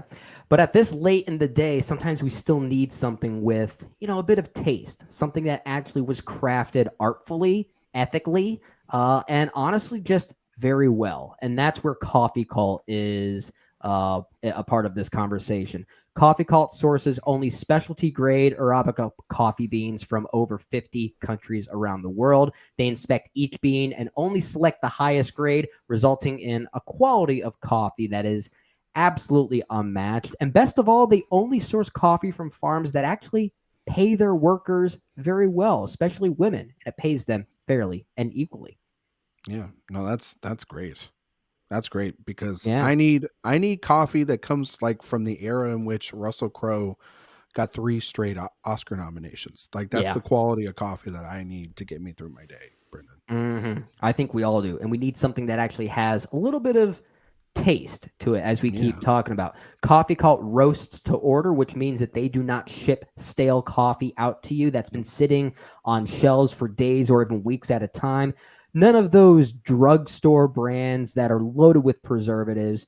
Every bag from Coffee Cult that you receive is guaranteed to be fresh. It's made to order, shipped directly to your door, and they have various flavors that you can select as well. So you can get 15% off your order by going to coffeecult.com and using the code ISF. Once again, you can get 15% off using the code ISF by going to coffeecult.com. That is Coffee Cult, both words with a K. The InSession Film Podcast is brought to you by our friends over at First Time Watchers. And gentlemen, we just got done, or we're at least in the middle of our talk on Russell Crowe. And just like the First Time Watchers podcast, they're a bit unhinged. They are a bit unhinged. Yeah, I mean they are. And for that, I unhinged. absolutely love them. Yeah, Much like the film Unhinged, I love everything that they do. But they are a great supporter of our podcast, and you definitely need to check them out. And it is hosted by the great Tim, Walter, and Hermano. And one thing I know is that they know their movies. Oh, yeah. They absolutely do. Their latest episode 485, getting pretty darn close to their ending run here of 500 episodes, which I'm very disappointed of. But on their latest episode, they talked about the 1978 adaptation of Invasion of the Body Snatchers, continuing their decade-by-decade list of shame series. A very proud thing for them to admit, a list of shame series, which is really awesome for their show, talking about movies that they've never seen before like this, and especially when they come to classics like this. Yeah, I totally got a list of shame, and I will never tell you guys that because you guys. We still need to do that for an episode. We do. Yeah, we got to do that for an episode. That's going to be like when we've got nothing to do for a week, we're going to copy our good friends at First Time Watchers and do that. But that's what makes them so unique. Every week they pick out a movie that neither one of them has seen yet, and it could be new, old, or on that list of shame. And they'll review it with a modern lens and a fresh perspective that makes them a really great podcast. And I agree with you, Brendan. I'm going to be really sad when these guys do leave. Yeah. They'll also have some quick thoughts over some movies that they've caught up with outside of their main review, as well as trailers that are worth noting. There's always a good trailer every now and then, even though I'm skipping out on trailers. They always have good discussions about it. They do. And they also give out some great movie recommendations at the end of their show that you need to pay attention to. The show is overall very smart. And I guess to make the joke once again, it's very unhinged. So if you like your film podcast to be a little bit unhinged, this is where to go. So I'm going to turn it over to you, Jay. Where can we find these guys on the internet? Yeah, there's a couple ways you can find them. You can go check them out at firsttimewatchers.podbean.com, and you can also hit them up on Twitter at First Time Watchers or on Facebook. Just search First Time Watchers. Find them on whatever your podcatcher is, and go listen to First Time Watchers before you can't anymore, because it's almost over. So check them out. It's almost over. It's so sad. So sad. And if you want to stay in touch with anything that they do, you can subscribe to them on iTunes as well as Apple Podcasts. Leave them a review. Leave them a hashtag to know that we're the ones that sent you to them. What's a good hashtag this week? FTW is unhinged. Is that good? FTW is the Pope's Exorcist. That's what I think that they should be. Okay, because of the specificity of that one, we'll stick with that one. All right, so hashtag FTW is the Pope's Exorcist. Why the heck not? But yeah, we promise that this show is absolutely worth your time if you love movies. Again, that is First Time Watchers. Jay, were there any other films you wanted to talk about here in your stardom dubbed era before we move on to the next era of Crowe's career? Well, I don't know that there's a ton to talk about with Cinderella Man. Fairly generic film. But Proof of then Life what happens is kind of a big deal because that's the point in which there's all that stuff off camera and well, that's what I was talking about. What happens in 2005? I mean, My man throws a phone at a dude's head. Yeah. And everything turns upside down for old Russell Crowe. Yes, it does. Yeah. So Well, there's also the stuff with Meg Ryan and all that stuff that happens in the 2000s, but then, in the year 2000, but then there's also like the rumors of him being kind of abusive in the 2003 kind of timeline. And then you're right with the phone. So there's always kind of these whispers. And then this, for whatever reason, this was the straw that broke the camel's back on his PR golden child status when he threw a phone at this guy's head at a hotel, and there were lawsuits, and it went very public. He was getting asked about it all the time. And so that brings about what I call the post-phone incident middle ground, where he is still so bankable, but you start to see him turn to increasingly, what do I want to call him? Pulpier, less prestigious projects, where he is still the above the title star, but they don't quite have the same prestige that they did during his absolute peak.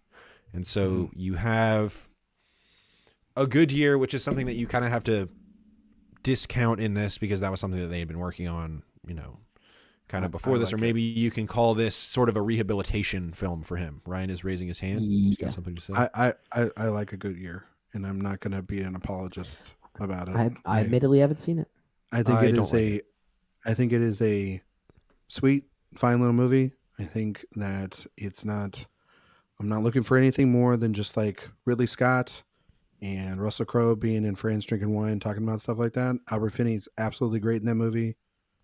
If it's on it's one of those, if it's on HBO right now, yeah, I'm going to probably watch it because it's done by a movie star who's actually like having a good time in it rather than like other movies like that are insufferable. So I just looked up my Letterboxd review for it. I said, I hope everyone had a good time in Province, at least. Good gig if you can get it. 2 stars. Yeah. So I think I give it like 3.5, which I think it's fine. Like, or maybe it's 3. I don't know, but it's a little bit better than that. But after A Good Year, which is him, kind of just gallivanting about with Ridley, you have 3:10 to Yuma, American Gangster, Body of Lies, State of Play, Robin Hood. Hell yeah. Is kind of how I would define this era. Maybe you throw in The Next 3 Days, which was a big starring role. Kind of a pulpy, what was that, Paul Haggis? Pulpier. I think yes, he's getting pulpier and pulpier and pulpier. Yeah, because that's like 3:10 to Yuma, a movie that I think is very good. We talked about James Mangold.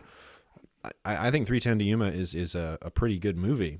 I agree. But it doesn't quite, you don't watch that movie and think, whoa, that one's gunning for Oscars. You're kind of like, that was a really effective, rock solid movie for dads, and what a great time at the movies. And then American Gangster was very clearly gunning for all of those Oscars. It was, just didn't quite get there. But it's a different era. And then Body of Lies is kind of this unsuccessful attempt to recapture the De Niro Pacino Heat thing. Oh man, Body of Lies is kind such of a weird era because it's a weird movie. Yeah, it's bad. I think it's like bad. It's bad. I've seen it twice, and it's one of those movies that both times I've watched it, I find myself saying, "Is this movie even complete? Did they just film an incomplete movie?" I'm with you on that. That over 2-hour movie complete? That is the question. Yeah. Like it feels like you were sandwiched in the middle of like episode 5 of some 10-part miniseries or something, and that was the movie. No, it really is. Like, did I miss a scene? Yeah. I'm serious. That's how it feels. I haven't seen Body of Lies since it came out, and I just remember it being like, I only got through it because of Leo and Crowe. Mm-hmm. And honestly, Crowe's not even in that movie that much. Like, it's mostly Leo's vehicle, and that's the problem. It was billed as like, they're in this movie together, and you're like, oh, cool. I'd love to see these two superstars like, get to be together. And it's like, oh, they've got like maybe 10 minutes of 2 hours together. And, Crowe added all that weight on for no damn reason whatsoever. And like Jay said, he hasn't been able to take it off since. The beginning of the end. Yeah. I mean, I'll say this. I think 3:10 to Yuma, which I believe was nominated for SAG Ensemble, so it did end up being an awards movie a little bit, was just a really like big surprise. It was also a remake. I think his chemistry with Christian Bale is extraordinary in that movie. Crowe's great in that movie. That is a movie star role, essentially what he's doing in there alongside. Is that his best Western? Okay. No, Quick and the Dead is better. Quick and the Dead. It's at least more interesting. I think it depends on the mood that I'm in. I think 3:10 to Yuma is a very effective Western, and I think I like the original, but I think I go back to Mangold's more, and I like it a lot because I think Bale and Crowe are really good together, and Ben Foster is extraordinary in that movie too. When is Ben Foster not extraordinary? I guess in the movie is the real question. But Ben Foster, there's a guy who likes to keep it real mellow. Yeah, but also too, like I think this is why we shouldn't have been surprised with Ford v Ferrari, because the same reason why Ford v Ferrari is so good is the reason why 3:10 to Yuma is so good. It's like it's got that rewatchability factor. Movie stars really doing a great job together. American Gangster is a movie. I mean, I know you don't like it as much, Jay, but also too, that's a really great movie. And he's able to showcase his own thing. Denzel's able to do his thing, and then they kind of collide together at the end. I really think that movie works beyond it trying, like, how we all kind of feel like that's one of those movies that, was projected to be like a best picture winner and all that stuff at the beginning of the year. But because 2007 is a beast of a year, we kind of forget like that movie is still, I think it's still a really good movie in a massively bountiful year of cinema. Body of Lies is bad. State of Play, though, is one of those movies that just like, if you watch it, it's actually a pretty good like little thriller, and he's actually pretty good in that movie. I like that movie, but I haven't seen it. But I remember it being pretty good. I haven't seen it in like, I don't know, maybe 10 years. I haven't seen I don't it know yet if it's in a decade either. But so I don't know if it ages well or not. But I mean, he's the lead with like, who's in that movie? It's like McAdams. Ben Affleck and Helen Mirren. Look, I'm looking at this. Robin Wright, Jason Bateman, Jeff Daniels. Who directed that? Kevin McDonald. Kevin McDonald also directed The Last King of Scotland. Your favorite movie? The Mauritanian. Yep, I was just gonna say that. The Eagle.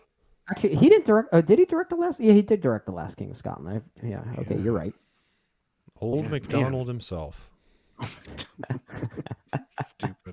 Stupid. Black Sea, which actually is not a bad movie either. With Jude Law. But yeah, I mean, but that movie, State of Play, that was one of those that like, that just kind of like, I think it premiered in February and it kind of got dumped, but like people were kind of surprised how effective it was, but it wasn't even like, people kind of forgot about it. And that's the thing about Body of Lies. Think of that a few years earlier, a Russell Crowe movie getting dumped. Yeah. Just like I agree. Unceremoniously by. But 2010 is a year that I think will go down still made as $90 million. Which one? State of Play made $90 million. Did that movie make $90 million? Yeah, it cost what kind of budget somehow, and a 60 budget. Russell Crowe, and also it was in February and there's nothing out at the time, so you can just go watch that movie. But 2010 is the year where it just kind of goes completely kind of downhill for him. You have Robin Hood, which was the attempt to be like, I'm still Russell Crowe, baby. And that movie was a $200 million budget movie that made $300 million. Probably that is hilarious. It had an opening weekend of $36 million. I mean, obviously the domestic haul helped it out to get to that, but to double your budget is what you really get to be profitable for. And then the next 3 days, which is like, I'm Russell Crowe. I'm working with the director and writer of $1 Million Baby and Crash. I'm making an Oscar movie. And then the world said, no, you're not. You're not making any of that. Because this movie sucks. And it still sucks. It is an awful movie. I must say, I have not seen that one. Both of these are giant turds in a year where you're like, I actually this like could be Robin his Hood year. more than most people. I don't That like movie it, That movie but I sucks. like it more than most people. It at least has the bigness that we've come to expect from Ridley Scott as a filmmaker Yeah. that I can at least appreciate, but it's also one of his most sterile films, and I feel like Russell Crowe doesn't he seems so disconnected from it. As if he's just there because it's meant to be yet another Russell Crowe vehicle that really didn't function very well as a Russell Crowe vehicle. I mean, a The problem- 45-year-old Robin Hood or whatever. I was just going to say, the Yeah, problem certainly with a Robin choice. Hood is Russell Crowe. He's one of the problems in that movie because he's not good in that movie. I watched that movie. I don't necessarily don't- disagree with that. I think he's fine at best in it. He is not good in that movie, and you are being generous. Like, we are being generous to that man. It is that has got and an absolutely stacked cast. Holy cow! It does. Which one? It really Robin does. Hood? Robin Hood. Russell Crowe, Kate Blanchett. Blanchett, Max von Sydow, William Hurt, Mark Strong, Oscar Isaac, Danny Houston, Matthew McFadden, Lea Seydoux, Eileen Atkins. I mean, It's this just is crazy. Yeah. ridiculous. And then, but that's the Riddler for you. The That's Riddler Ridley. makes good movies, and if he's got a bad script, at this point of his career, No, right here his is at whole 2010. career, his batting average is like not that good.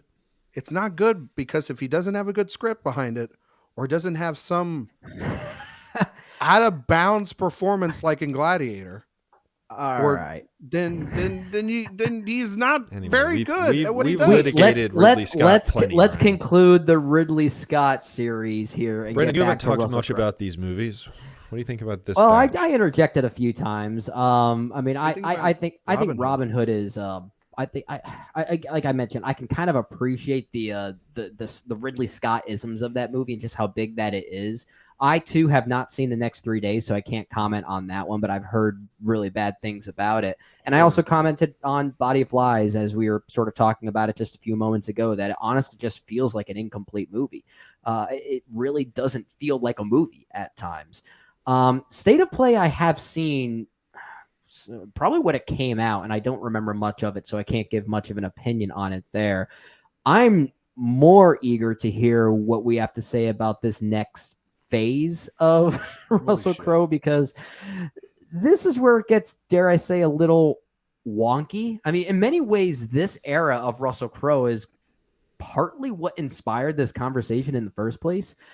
We look at some of the films that he had at least co-starred in the 2010s, and you can get into this, Jay, and reveal what you're dubbing this era of Crowe. It's wonky, to say the least, and I want to dissect why that could be. Yeah, this is what I'm defining as the most recent era, and it's a long era. It's been about a decade plus now. Yeah. And I'm just calling this the wild card era because you never know. You just I thought you were going to don't call it the know. unhinged era. Well, that would have been better. You just plussed me up there. I'm surprised you didn't think about that. I was waiting to hear that.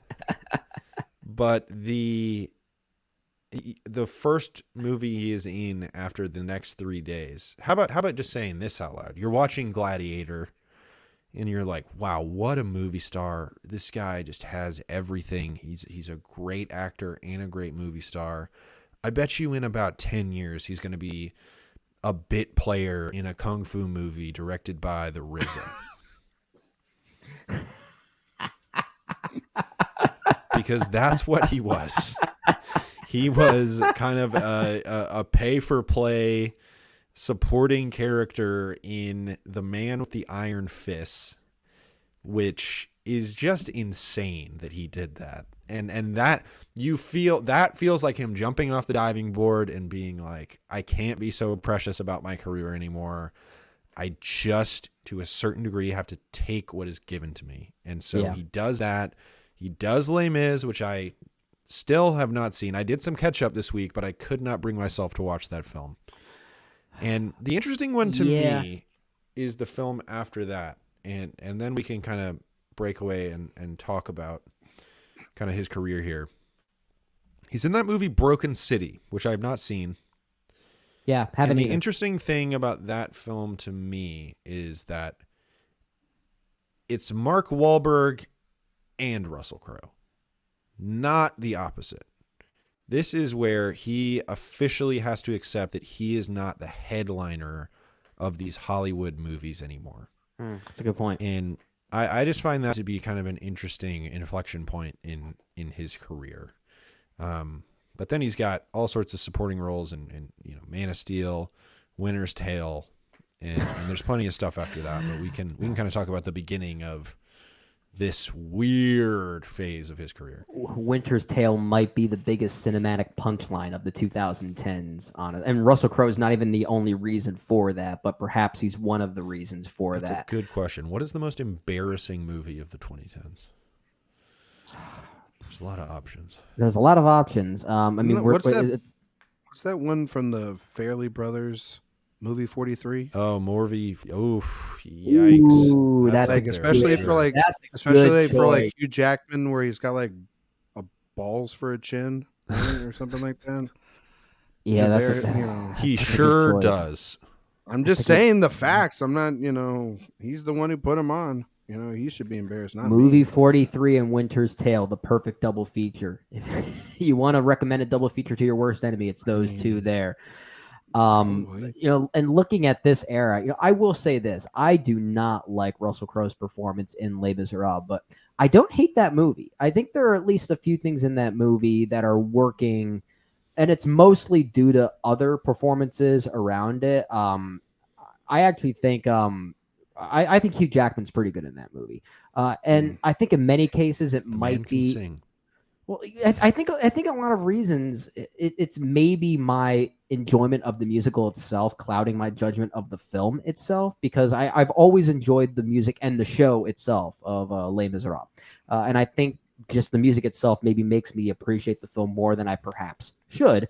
But Russell Crowe, he has a moment in that movie that I know you might want to talk about, Ryan. Yeah, so there's this moment. It's supposed to be Javert's, which, by the way, Russell Crowe playing a French police detective or officer, or whatever, and having to sing throughout the entirety of this movie. Yikes! But then It's almost mean. it's almost cruel, because they're like, they told all these people that sing really well, and they know that, they're like, we're going to sing live, because that was the whole stupid gimmick of that movie. It's like, we're going to sing live. And where like We're going to sing maybe- live, and we're going to make them run around for 45 seconds, and then everybody's going to be breathy when they sing. And and then it's I've like, seen enough but- clips to get the gist. But then you watch Russell Crowe, and it's almost like Tom Hooper is like, you know what you can do? Pretty much anything you want, and we don't give a shit. And Tom Hooper redemption has of- the ultimate blank check in Hollywood somehow. because What he did won he do? one director best picture, and he had a pretty, and he also, well, I mean, like, I'm not to get into the Tom Hooper thing, but I mean, he had John Adams and The King's Speech. He won like a ton of Emmys, a ton of Oscars. Kind of makes sense. This movie makes a crap ton of money. Yeah. Then he gets like what, Cats, and it's like shit. So there you go. Okay. Javert basically like realizes that, like what we all realize, he's a dick. And so the only way to like I'm just imagining it right now. I'm looking up and I'm just imagining that moment visually. It's just he's singing funny. about how in order to forgive himself in front of God, he's going to jump off this ledge and commit suicide. And the way that Russell Crowe, or the body double of Russell Crowe, or the doll that becomes Russell Crowe, leaps off the side of this thing and suddenly dies is truly one of the most hilarious things I've ever seen. I honestly Sounds good. died laughing in a movie theater when I saw that, because I was like, one, I know that's not real. 2, Mhm. it was hilarious. 3, like you can see the doll body in the fountain that he dies in. Like you can almost see the stuff coming out of the dummy. It's an incredible shot of terrible direction. And I sat there when I was We call that the literally Tom watching Hooper that, special. thinking Hooper about special.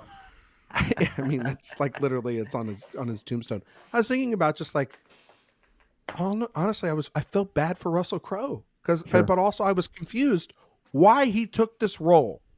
Why did he It is take weird. this role? Yeah. It is such It a is strange. weird role for him to take because no one sits here and says, for $100, Jay, can you name an actor who can sing?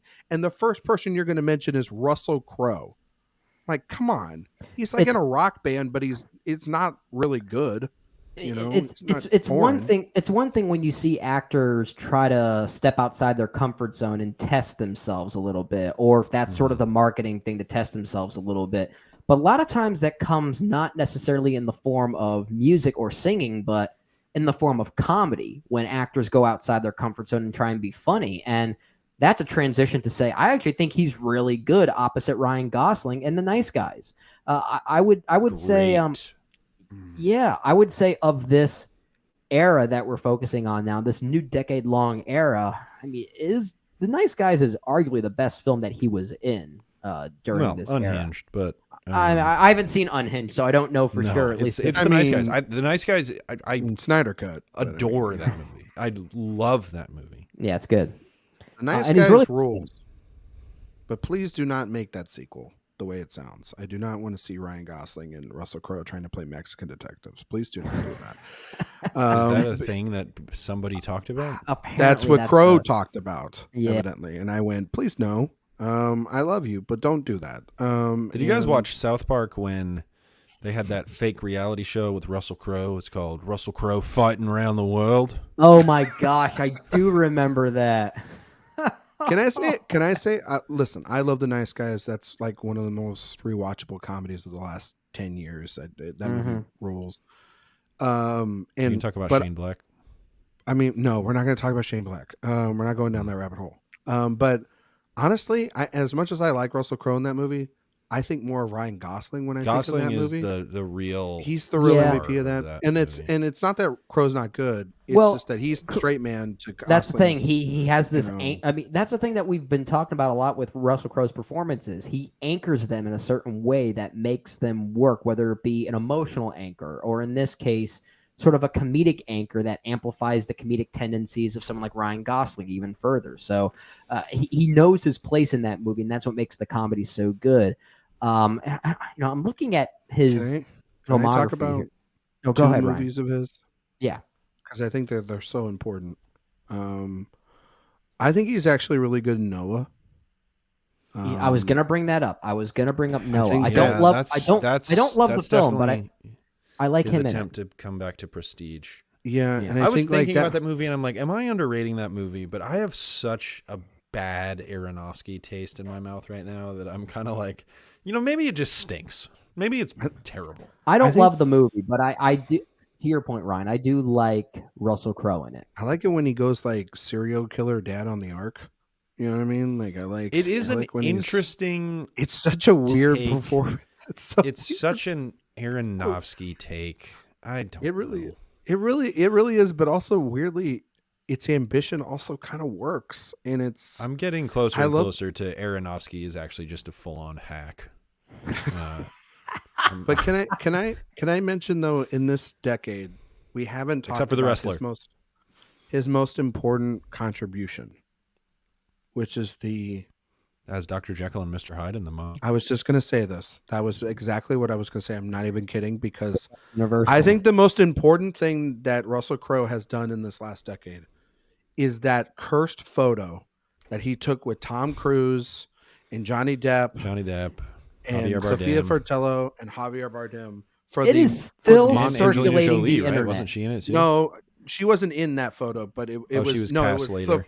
It was Sofia Botello, I believe, that was, because she was the other half of the mummy. That photo of the what was it called? The Dark Dark Universe. Universe. Universe. Holy shit. I think about that at least once a month, because I think of that as like, because anytime we talk about Tom Cruise and obviously the stuff that was going on with Johnny Depp, and then I think about Bardem and Botello's and like movies and stuff like that. But then when I think about Russell Crowe and I think about the Pope's Exorcist and I think about Unhinged, movies that are completely freaking wild, then I think, oh yeah, that's right. Speaking of wild things, he's in the most wild photo probably in film history. I want a movie.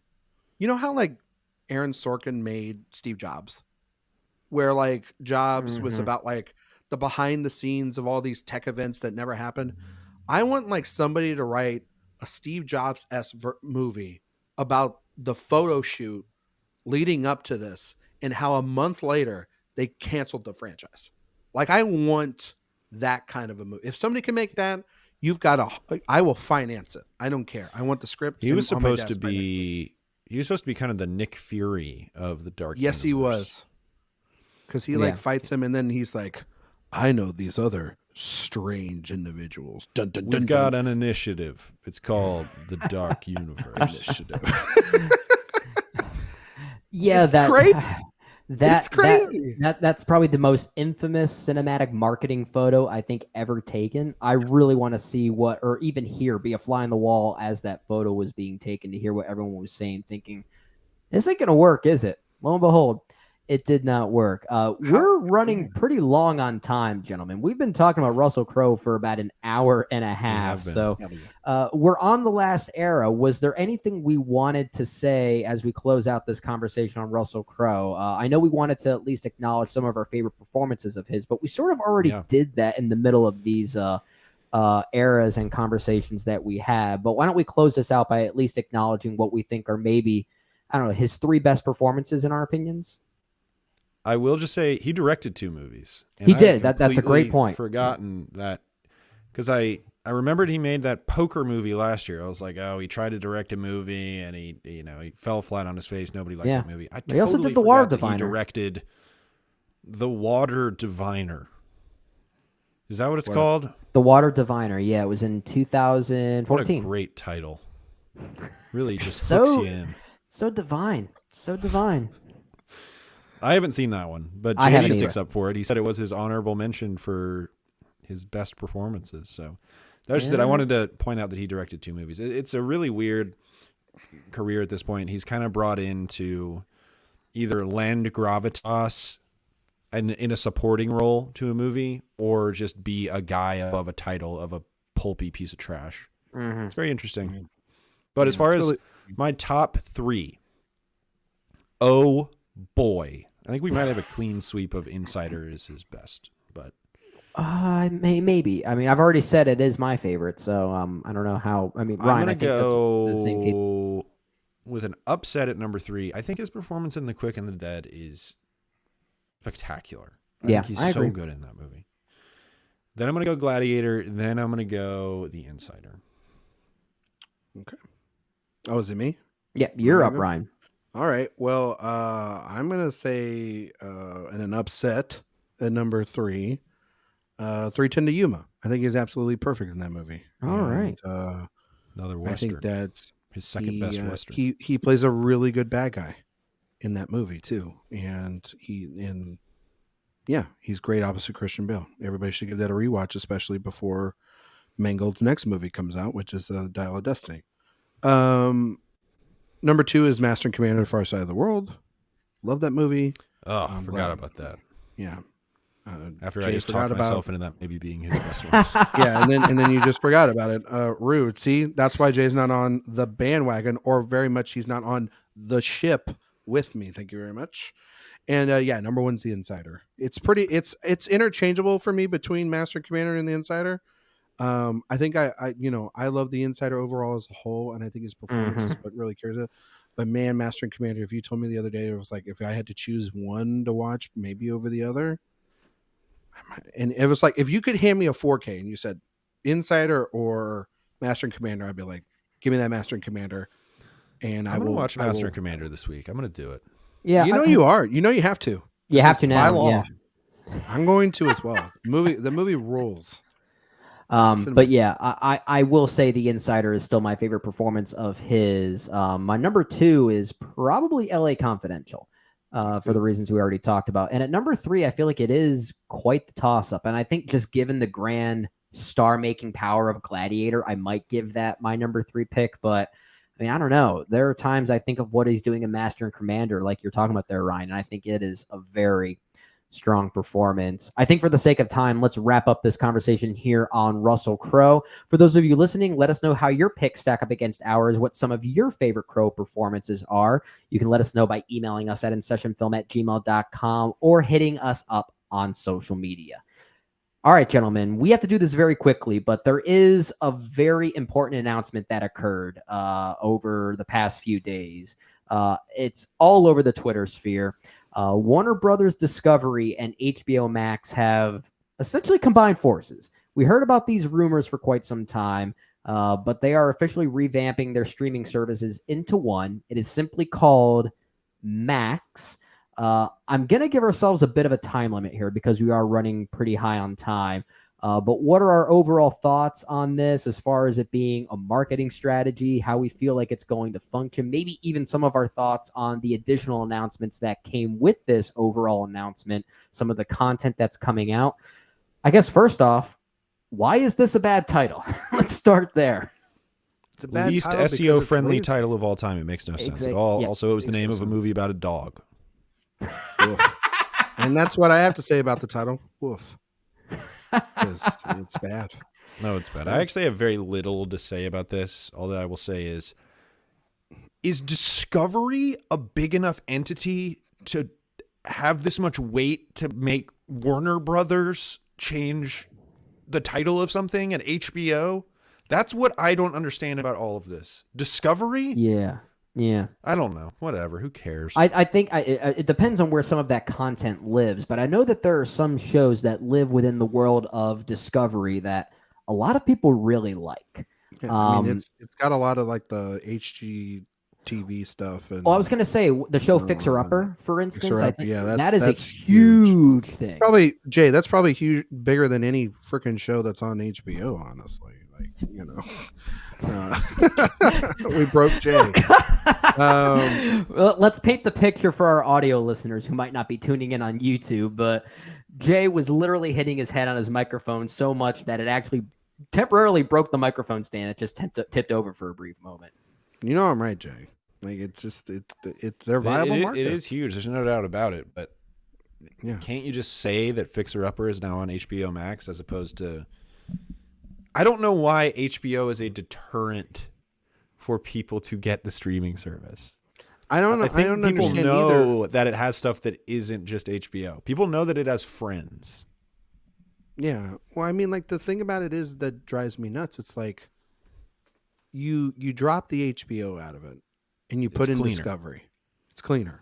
Yes. Mm-hmm. But you didn't add anything to suggest that Discovery now stuff is on what would be HBO Max, right, with this title. So that's why it's also stupid. You didn't even like try to do something new or different.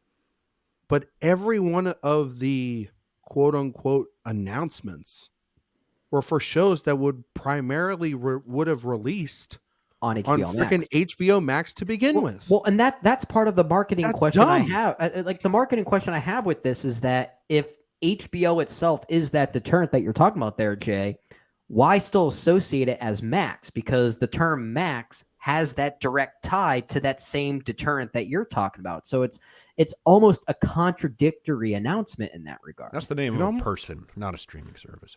I mean, it I'd like Max Media or Max. I don't know, something. Max is such a stupid name. Why not? It's so call it, like, stupid.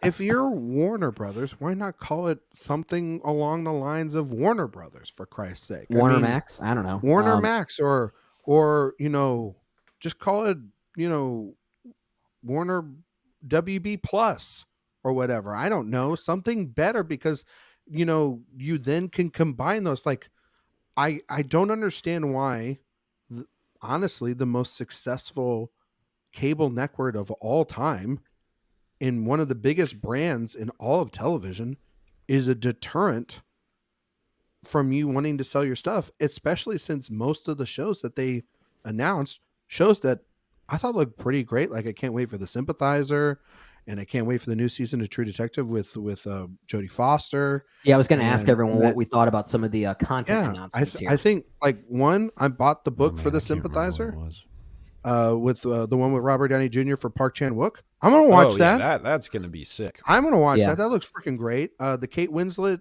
show last time I watched The Regime, I think it's called. Yeah, that looked like it could be fun, like a mini series or whatever. Like I'm signed up for that. And that's good.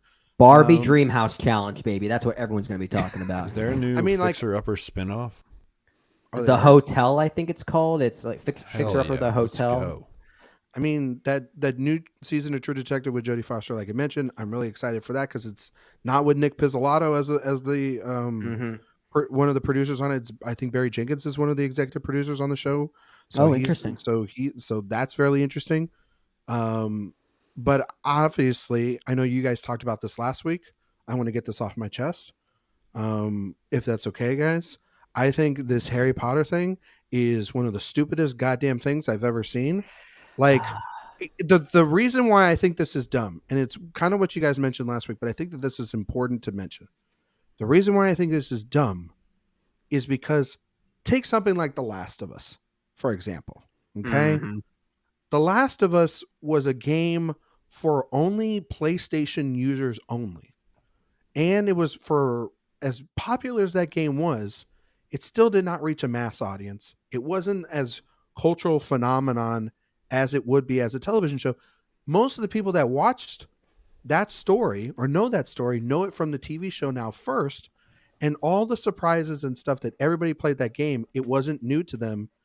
And that's what made the game special. So therefore, when you tried to spoil the show or anything or the similarities, it didn't affect the TV audience. Everybody knows the end of this goddamn story. This book is one of the most popular book series of all time. It is still, to this day, one of the top selling books every single year. The Harry Potter books. We all know how this shit ends. There is nothing new to this story to add. You shouldn't be doing this 20 years after these movies. Are they just should you never adapt a book? You shouldn't adapt it. What's the point of it, Jay? What is the point of this for this generation? I don't disagree that there are certainly flawed intentions with this thing, but what you're saying is you shouldn't adapt something that people know the end to. That's what adaptation is. I'm saying is that like when you give it more than 10 years after the last damn movie came out, give it at least, I don't know, 40 years before you make this. Especially when this property is still kind of embedded in the cultural zeitgeist of our current generation. Embedded. And that's certainly part of it. So many people are going to watch this show. That's the thing. That's why they're doing this. It will be more popular than The Last of Us, at least for the first season or whatever. Yeah. Before people, if it's bad, people will hop off. But yeah, it'll be more popular. It'll be their most popular thing since, and maybe more popular than Game of Thrones. Is what it will be. The whole announcement for, I don't know if correct me if I'm wrong, Jay. I don't remember if we talked about this specific aspect, but the actual announcement that they posted for it, they being the newly dubbed Max, and how it still played the iconic John Williams theme song behind it. It was crazy. Like, okay, if this is supposed to be its own readaptation of the books, then why are you playing the movie theme? If it's meant to be disconnected from that, that just shows marketing confusion right there. Brendan, you're hitting my point exactly.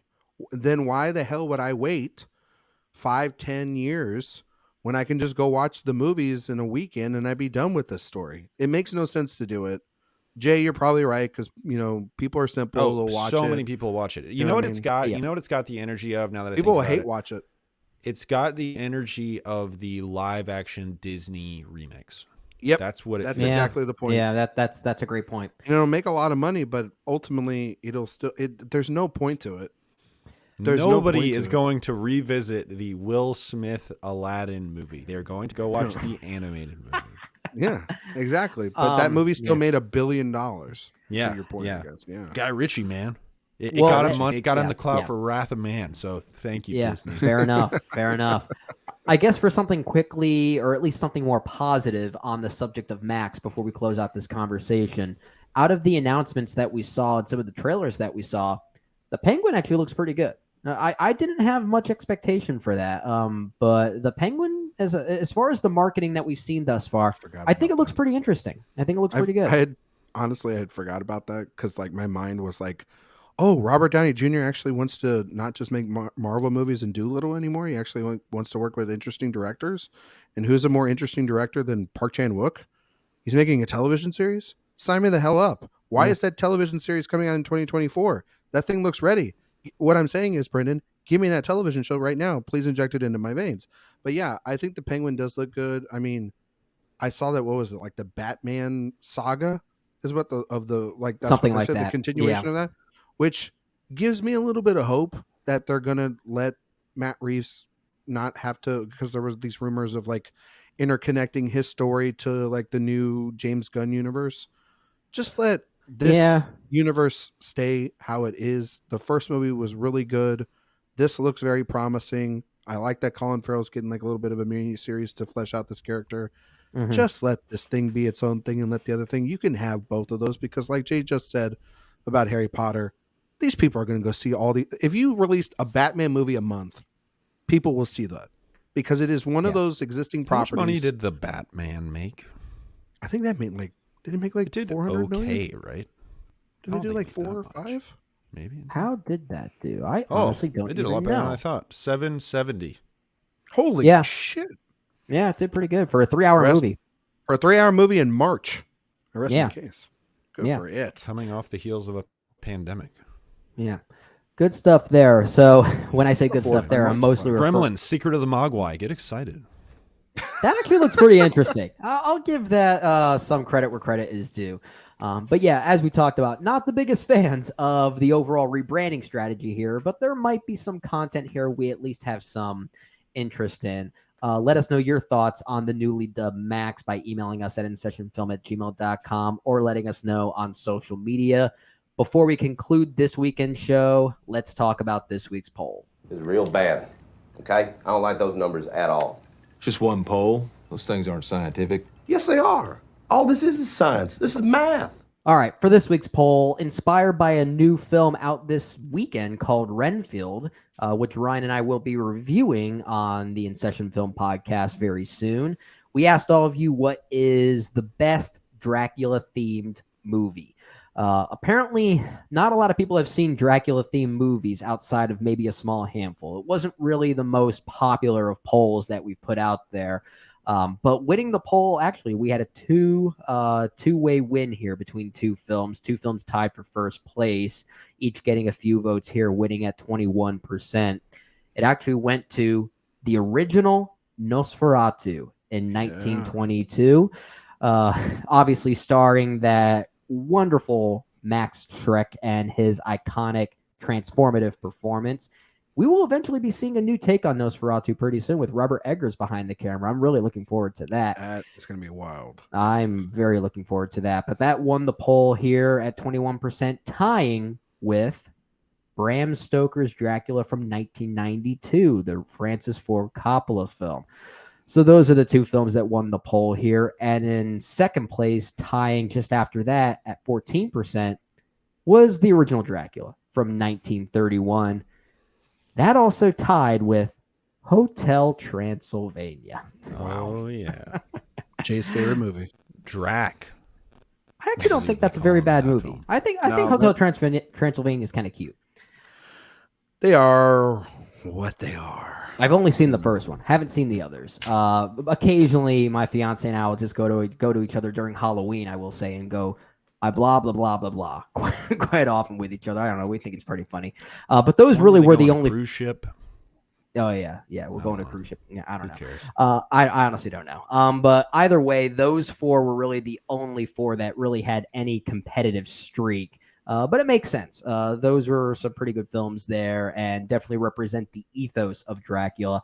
I will say I'm a little disappointed that any of the films from Christopher Lee, because he has played Dracula quite a few times in many sequels. He was sort of the Dracula franchise starter in some ways. But we didn't see much love for his outings on the poll.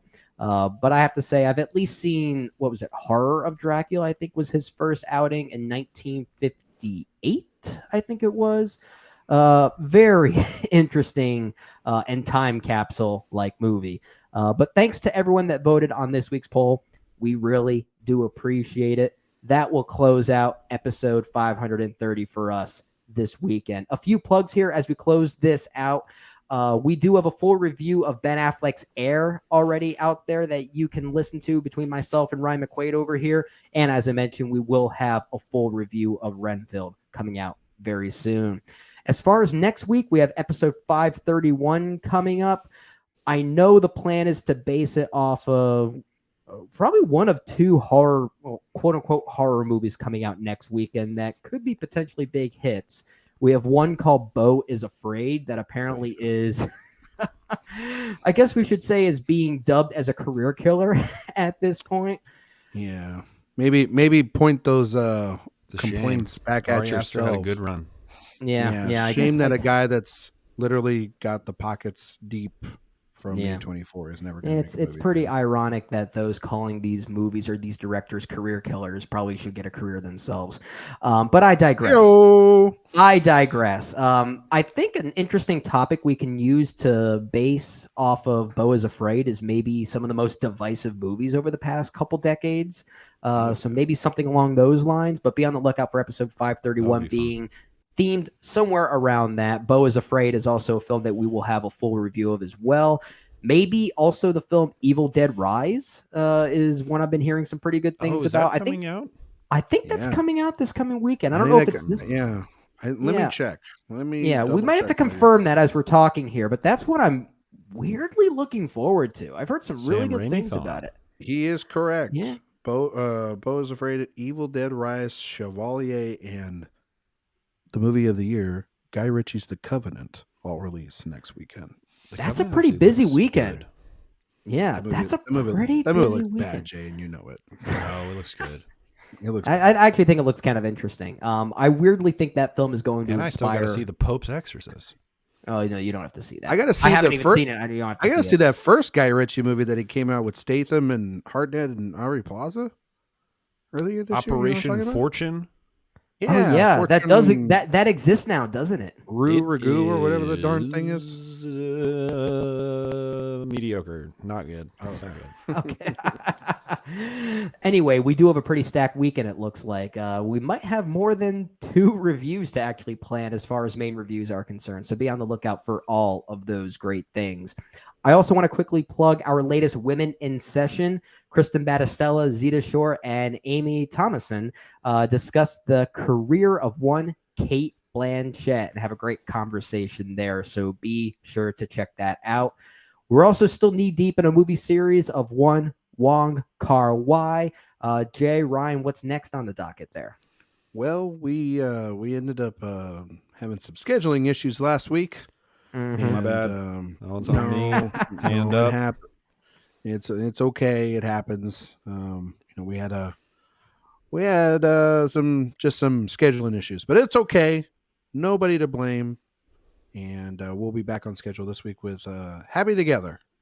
So we'll be doing that one, and then right after that, we will be doing In the Mood for Love in the next couple of weeks. So it'll be a lot to look forward to. Both of those titles, I feel like, represent the 3 of us on this podcast right now.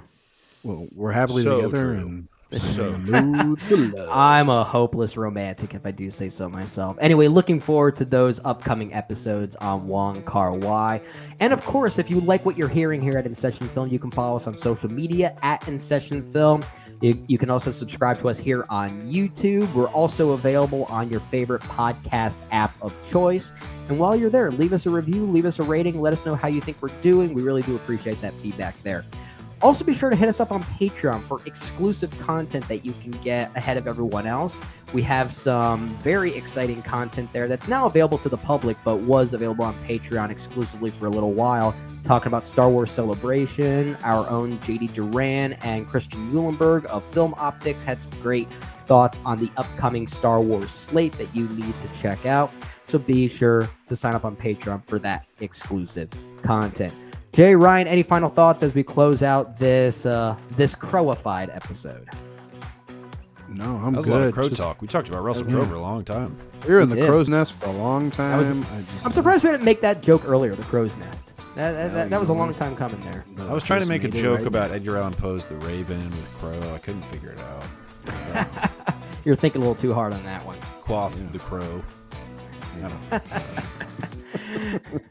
know. Sometimes the puns just don't come to us when we're recording this. What Nah. time is it now? It's like it's almost midnight at this point now. I think our brains are a little bit fried, so sometimes the funniness goes a little bit out the window. It got a little unhinged. We did. Okay, I that didn't was a talk about good. unhinged like at all. You didn't No. get to. I'm so disappointed. I think I maybe cut you off a little bit too It's soon. okay because that movie sucks. I still haven't seen it. What a flick. I still haven't seen it. I think I need to watch it this week now. I think I do. Brendan, I want you to have a good week. Don't do that. I don't know. I think I need to now. I think I need to bite the bullet. Further thoughts coming on Unhinged in a little bit, I guess. But anyway, thanks to everyone who listened to this epic episode on Russell Crowe. We will see you all next time on the InSession Film Podcast. Pope had an exorcist? Who would have known? Unhinged, baby. Crowe left on the moon.